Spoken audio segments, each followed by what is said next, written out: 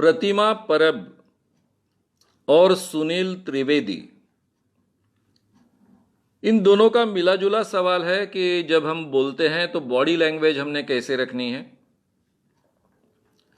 और दूसरा वॉइस मॉड्यूलेशंस कैसे चाहिए, और फिर हाथों के वगैरह वगैरह जो गेस्चर्स कैसे चाहिए, यानी बॉडी लैंग्वेज कैसी चाहिए। पहली बात तो ऐसी है कि आपको बॉडी लैंग्वेज की चिंता करने की आवश्यकता नहीं है। वो अमेरिकन स्टाइल के जो भाषण के तरीके हैं, ओरेटरी के तरीके हैं, उसमें सिखाया जाता है शुरुआत में, यानी एक्टिंग टाइप भाषण करने का सिखाया जाता है। मैं उसके काफी खिलाफ, मैं वो बहुत ही, जिसको हम कहेंगे कि एक कृत्रिम तरीका है ऐसा मैं मानता हूं, अननेचुरल तरीका है ऐसा मैं मानता हूं। क्या आप आपस में जब बात करते हो एक दूसरे के साथ में, 5-6 लोग एक दूसरे के साथ में बात करते हैं, 2-3 मित्र एक दूसरे के साथ में बात करते हैं, तो क्या आप सोचकर हाथ हिलाते हो?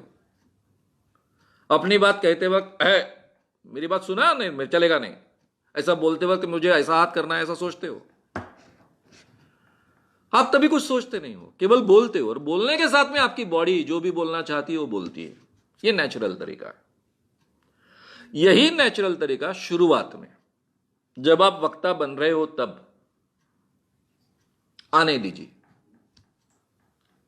अपने हाथों को बांधकर मत रखिए, शरीर को बहुत ज्यादा बांधकर मत रखिए। बोलते वक्त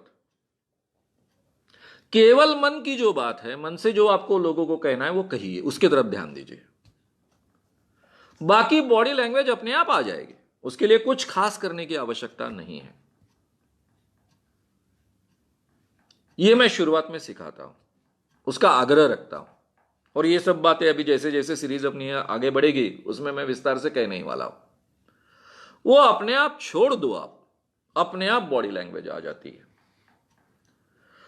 और एक बार आप अच्छा बोलने लग गए हो, आपको कॉन्फिडेंस आ गया है कि मैं बहुत अच्छे ढंग से अब बात अपनी रखता हूं, लोगों के सामने रखता हूं, लोगों तक पहुंचती भी है। ये कॉन्फिडेंस आने के बाद में इन चीजों के बारे में सोचो।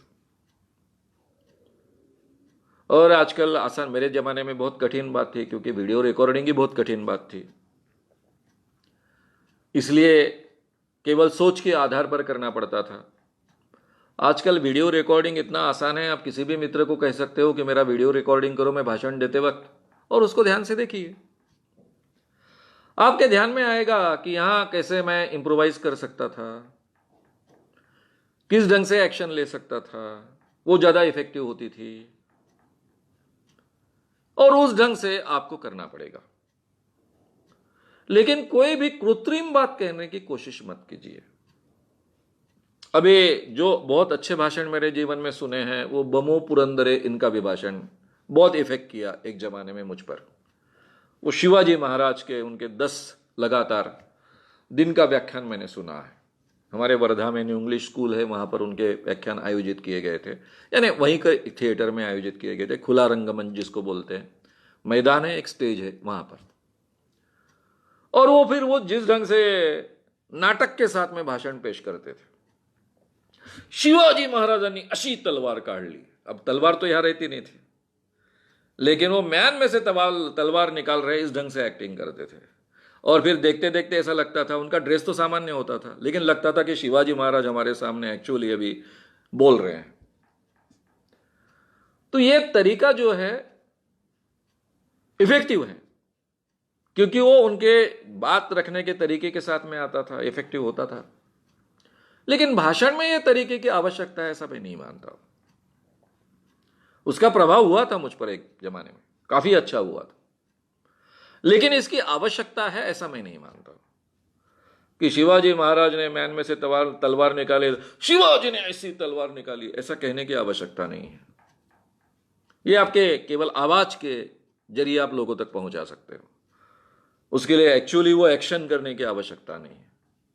बहुत ज्यादा एक्शन अगर स्टेज पर होगी तो वो भाषण से ज्यादा नाटक लगेगा, ऐसी मेरी मान्यता है। और वो बहुत ही डेलिकेट पॉइंट होता है, अगर आपकी भावनाएं, आपका शब्द और आपकी एक्शन साथ में ठीक ढंग से नहीं जुड़ी तो फिर वो पूरी तरह से नाटकीय लगता है, पूरे भाषण का असर चला जाता है। आपका तब का आवाज, वॉइस मॉड्यूलेशन, जिसको आपने पूछा था, वॉइस मॉड्यूलेशन और आपकी एक्शन दोनों तीनों साथ साथ में अगर बात आती है तो वो इफेक्टिव होती है। और वो कॉम्बिनेशन बहुत डेलिकेट होता है, काफी अभ्यास के आधार पर आपको आ सकता है। इसलिए आप ज्यादा बॉडी लैंग्वेज की चिंता मत कीजिए, प्रामाणिकता से अपनी बात कहिए, वो अपने आप आ जाएगी। और बाद में कभी कभी एक आध बार आपको बात को बहुत इंप्रेसिव तरीके से रखना है, या फिर एक चीज की तरफ आपका ध्यान आकर्षित करना है, एक खास पॉइंट की तरफ या वाक्य की तरफ, तब आप हाथ का उपयोग कर रहे हो। याद रखो तो शायद उस तरफ, और हर 3-4 वाक्य के बाद में अगर ऐसा आपका हो रहा है तो नेचुरली उसका कोई इफेक्ट नहीं बचेगा। पूरे भाषण में 2-3 बार ये ध्यान खींचने के लिए आप कर रहे हो, हमेशा याद रखो, कभी मत भूलो इस बात को, तो चलेगा। एक आधे बार 2 बार ध्यान खींचने के लिए ये थोड़ा सा अलग ढंग का बॉडी लैंग्वेज का उपयोग करना। वो तो जैसे आप इन्वॉल्व होकर बोलना शुरू करते हो तो आपकी बॉडी खुद बोलना शुरू करती है, ये नेचुरल है, उसके बारे में ज्यादा सोचने की आवश्यकता नहीं। वॉइस मॉड्यूलेशन की भी वही बात है। अगर आप दिल से एक बात को रखना चाहते हो, और भाषण में तो सभी रस होते हैं, वीर रस भी होता है, कारुण्य भी होता है, दुख भी होता है, अलग अलग रस होते हैं।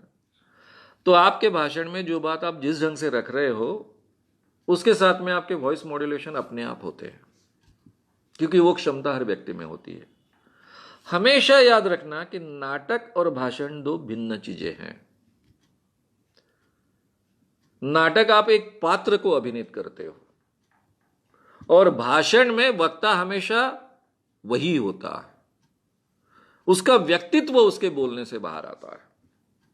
भिन्न भिन्न पात्र बाहर नहीं आते हैं, वही व्यक्ति, उसकी अलग अलग भावनाएं बाहर आ सकती है। अगर हम दिल से बोले, मन से बोले, लोगों तक सही में हमको बात पहुंचानी है, तो बाकी चीजें अपने आप आती है। ये मेरा अनुभव भी रहा है, और यही बात मैं इतने सालों से सिखाते आया हूं, और कई बहुत अच्छे वक्ता उसमें से बेहतर वक्ता बने हैं। अगर आपको ये वीडियो पसंद आया हो तो उसे ज़रूर लाइक करें, लोगों में ये अवेयरनेस फैलाने में हमारी मदद करें। वीडियो को ज़रूर शेयर भी करें। तो हमारे YouTube चैनल श्याम मानव को विज़िट करें। ऐसे सारे वीडियोस का आनंद लेने के लिए हमारे चैनल को सब्सक्राइब करें। उसके लिए सब्सक्राइब बटन दबाएं। नए वीडियोस का नोटिफिकेशन पाने के लिए बेल आइकन दबाएं।